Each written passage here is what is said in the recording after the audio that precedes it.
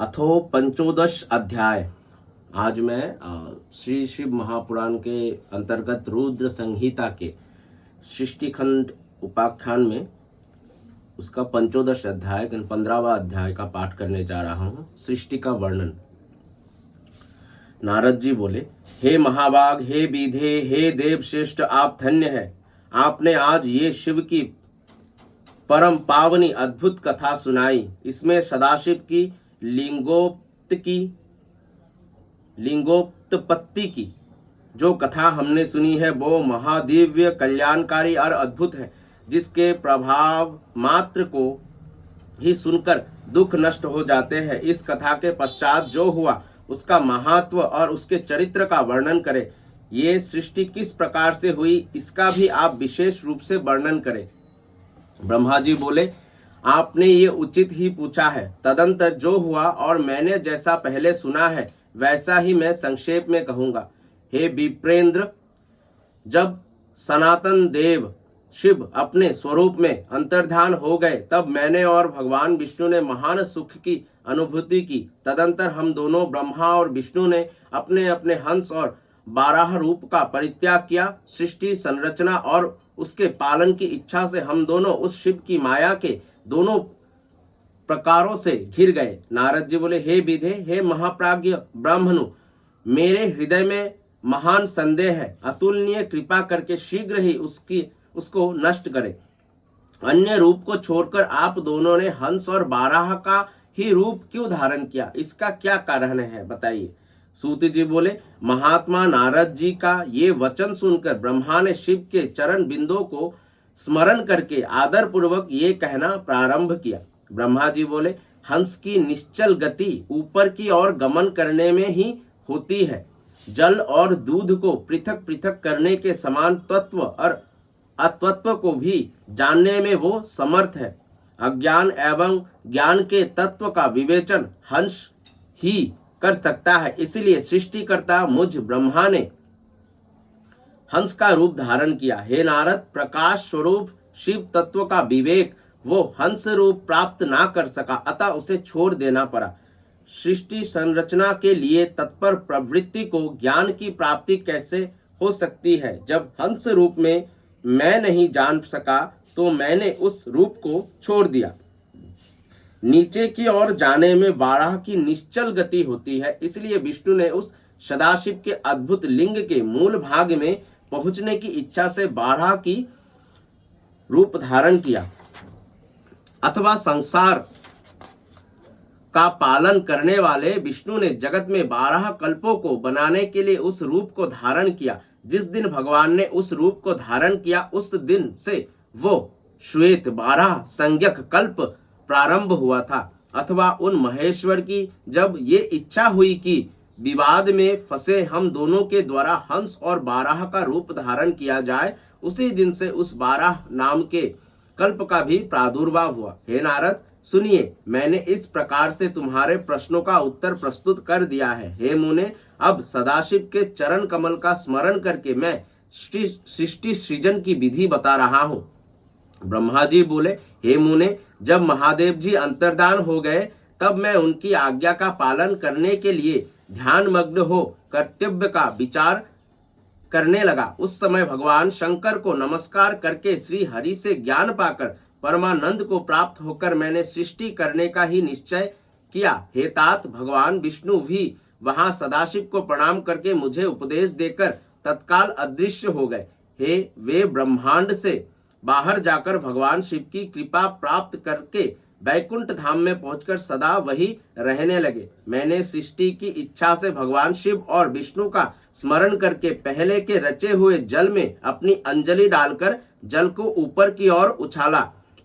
इससे वहां 24 तत्वों वाला एक अंड प्रकट हुआ। हे विप्र, उस जल रूप अंड को मैं देख भी ना सका, इतने में वो विराट आकार वाला हो गया। उसमें चेतनता ना देखकर मुझे बड़ा संशय हुआ और मैं अत्यंत कठोर तप करने लगा। 12 वर्षों तक मैं भगवान विष्णु के चिंतन में लगा रहा। हे तात, उस समय के पूर्ण होने पर भगवान श्री हरि स्वयं प्रकट हुए और बड़े प्रेम से मेरे अंगों का स्पर्श करते हुए मुझसे प्रसन्नता पूर्वक कहने लगे। विष्णु बोले, हे ब्राह्मणों, आप वर मांगिए, मैं प्रसन्न हूँ। मुझे आपके लिए कुछ भी अदेय नहीं है। भगवान शिव की कृपा से मैं सब कुछ देने में समर्थ हूँ। ब्रह्मा जी बोले, हे महाभाग, आपने जो मुझ पर कृपा की है वो सर्वथा उचित ही है, क्योंकि भगवान शंकर ने मुझे आपके हाथों में सौंप दिया है। हे विष्णु, आपको नमस्कार है। आज मैं आपसे जो कुछ मांगता हूँ उसे दीजिए।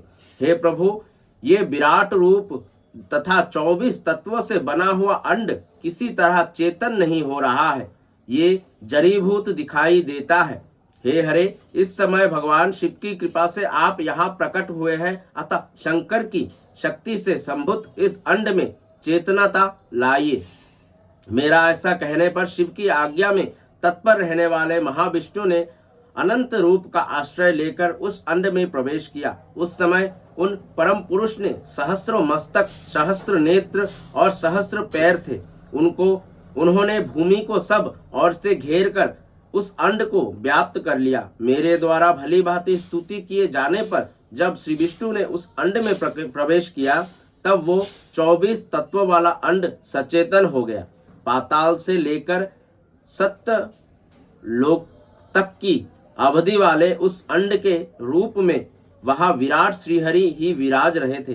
पंचमुख महादेव ने केवल अपने रहने के लिए सुरम्य कैलाश नगर का निर्माण किया, जो सब लोकों से ऊपर सुशोभित होता है। हे देवर्षि, संपूर्ण ब्रह्मांड का नाश हो जाने पर भी बैकुंठ और कैलाश, उन दोनों का कभी नाश नहीं होता। हे मुनिश्रेष्ठ, मैं सत्य लोक का आश्रय लेकर रहता हूँ। हे तात, महादेव जी की आज्ञा से ही मुझ में सृष्टि रचने की इच्छा उत्पन्न हुई है।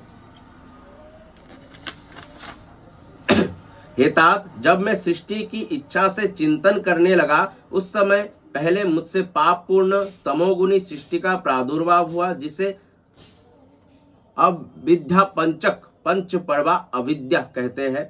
उसके पश्चात प्रसन्न चित्त मैंने स्थावर संज्ञक मुख्य स्वर्ग, पहले स्वर्ग की संरचना की, जो सृष्टि सामर्थ्य से रहित था। पुनः शिव की आज्ञा से मैंने ध्यान किया। उस मुख्य सर्ग को वैसा देखकर अपना कार्य साधने के लिए सृष्टि करने के इच्छुक मैंने दुख से परिपूर्ण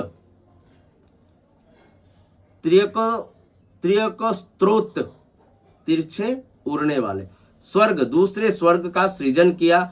वो भी पुरुषार्थ साधक नहीं था। उसे भी पुरुषार्थ साधन की शक्ति से रहित जानकर जब मैं पुनः सृष्टि का चिंतन करने लगा, तब मुझसे शीघ्र ही तीसरे सात्विक सर्ग का प्रादुर्भाव हुआ, जिसे ऊर्ध्व स्त्रोता कहते हैं। ये देव सर्ग के नाम से विख्यात हुआ। ये देव स्वर्ग सत्यवादी तथा अत्यंत सुखदायक है। उसे भी पुरुषार्थ साधन से रहित मानकर मैंने अन्य सर्ग के लिए अपने स्वामी श्री शिव का चिंतन आरंभ किया।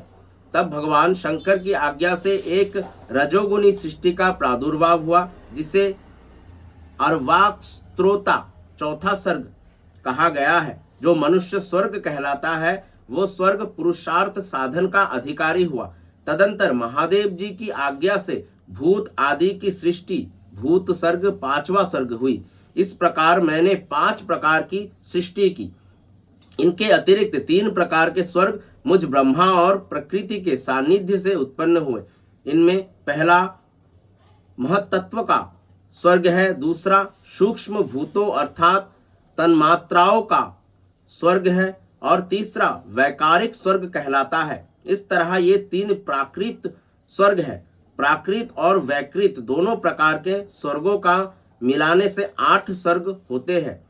इनके अतिरिक्त 9वां कौमार सर्ग है, जो प्राकृत और वैकृत भी है। इन सब के अवान्तर भेद है, जिनका वर्णन मैं नहीं कर सकता। उसका उपयोग बहुत थोड़ा है। अब मैं द्विजात्मक स्वर्ग का वर्णन कह रहा हूँ।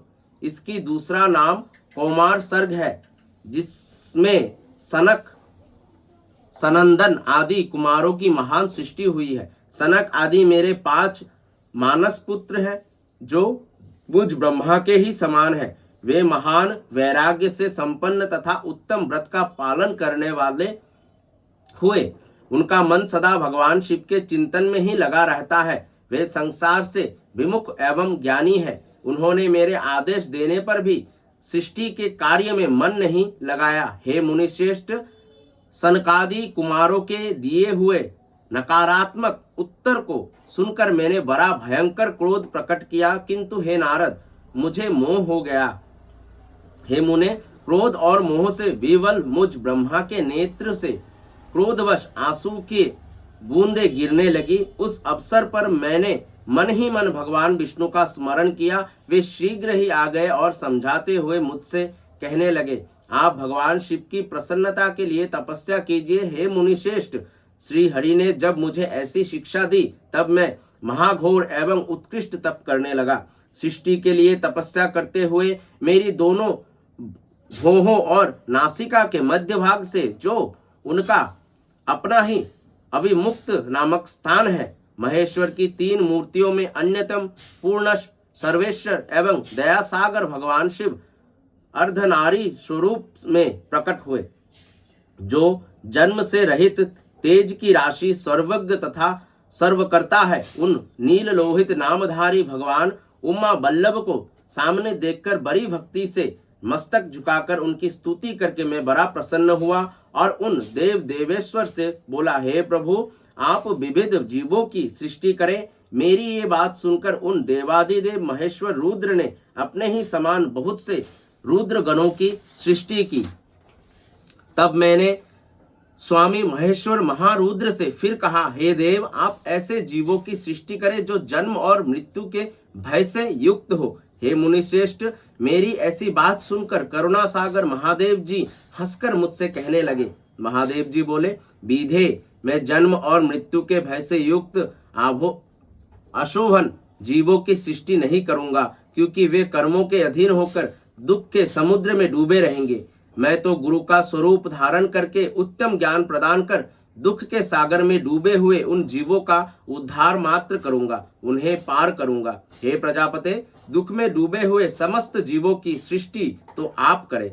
मेरी आज्ञा से इस कार्य में प्रवृत्त होने के कारण आपको माया नहीं बांध सकेगी।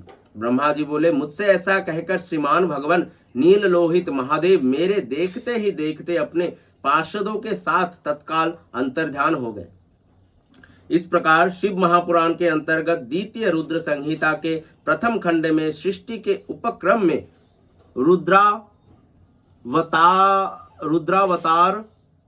रुद्रावतारा विभाव वर्णन नामक 15वां अध्याय पूर्ण हुआ। धन्यवाद। सांब सदाशिव, सांब सदाशिव, सांब सदाशिव, सांब सदाशिव, सांब सदाशिव, सांब सदाशिव, सांब सदाशिव, सांब सदाशिव, सांब सदाशिव, सांब सदाशिव, सांब सदाशिव, सांब सदाशिव, सांब सदाशिव, सांब सदाशिव, सांब सदाशिव, सांब सदाशिव।